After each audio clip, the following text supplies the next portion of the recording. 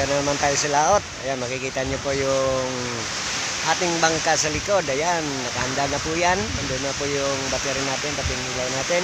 Habang malaki pa ang dagat kasi nahihirapan kami dito pagka low tide na kasi doon sa banda ron, sa unahan ng mga bangka na maliliit na yun, ayun, yung kasamahan ko, nandoon yung mga bangka nila, nakatali sa mga pundo nila.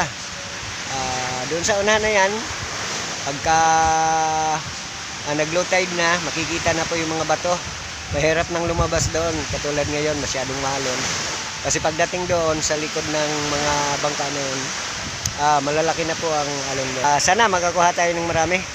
Tumingi ulit tayo ng pasensya sa inyo, sorry po.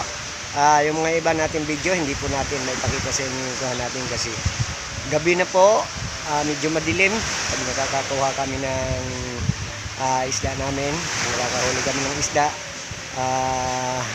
doon sa loob ng bintol, hindi natin masyadong maipakita sa inyo. Madilim po doon kasi. Ayan po yung nangyayari. Dito na lang po natin sa playa pinakikita sa inyo yung mga kuha namin mga isda. Ayan, samahan niyo ako sa panghuhuli ng dilis ngayong gabi. Tara! Ayun, yung mga kasama namin. Ayan, yung mga bangka. Ngayon, mga pasado alas 5 na ngayon ng hapon. Tama-tama po, dahan-dahan lang po tayo magsasagwang papunta doon sa laot.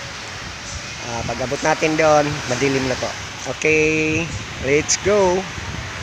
Off muna natin yung camera natin kasi hindi pwede. Mababasa po yung camera natin. Mababasa po yung camera natin dahil sa alon. Ayan, masisira po. Wala na tayong magagamit. Ayan, sige po, mamaya na lang po ulit. Makikita nyo po pag nakarating tayo doon sa laot niya. Nakarating din tayo sa laot.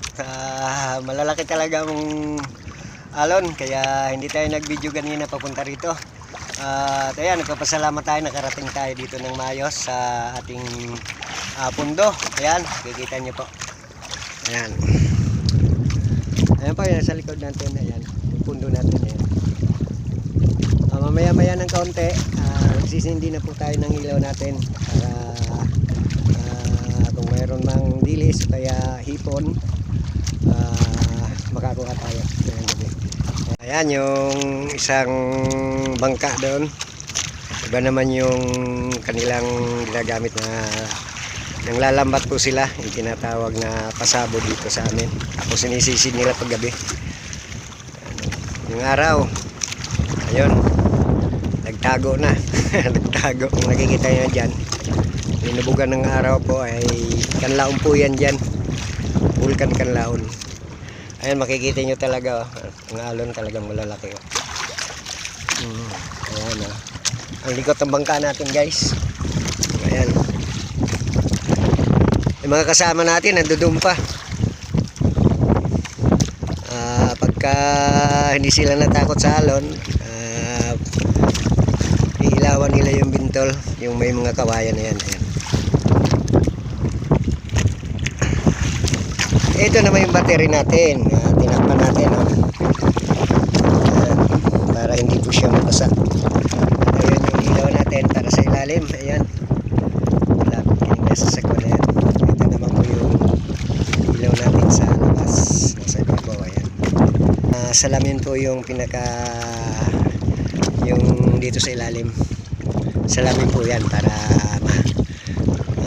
malakas yung para ano yung ilaw niya, yung malakas sa ilalim ng tubig. Ayan, mamaya na po. Papakita po natin mamaya ano pong makukuha natin mamaya. Ayan po, dahan-dahan po tayo abanti papunta doon sa bintol. May nakikita na po tayong dilis dito sa tapat ng ilaw natin. Try po natin kung mahuhuli po natin sila o madadala natin doon sa bintol kasi minsan po maila po yung mga dilis. Lalong lalo na po ngayon ang current ng tubig ay pa-high tide po ngayon. Medyo pasalungat po tayo kaya magdadahan-dahan lang po tayo ng pagsasagwan. Ayan, papakita po natin. Medyo nga lang po madilim. Makikita nyo po yan yung sa tapat ng ilaw natin, no? May maliliit na isda, yung tinatawag dito sa amin na baudnon. Sa ibang lugar naman, karamihan ng tawag nito yung tugnos, yung maliliit na dilis na puting-puti. Masarap po yan.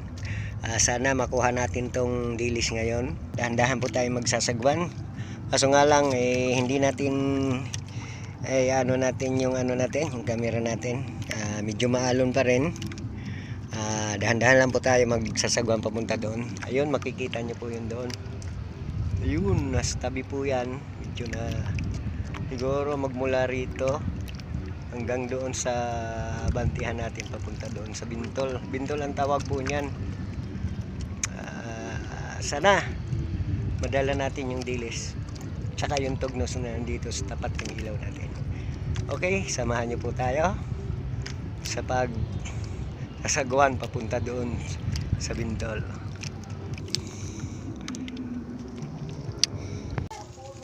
Ayan po yung kuha natin, dilis.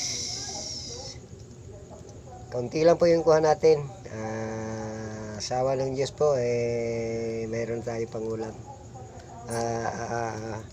Bukas naman uli ng gabi. Ayan, bye-bye po sa inyo. Thank you.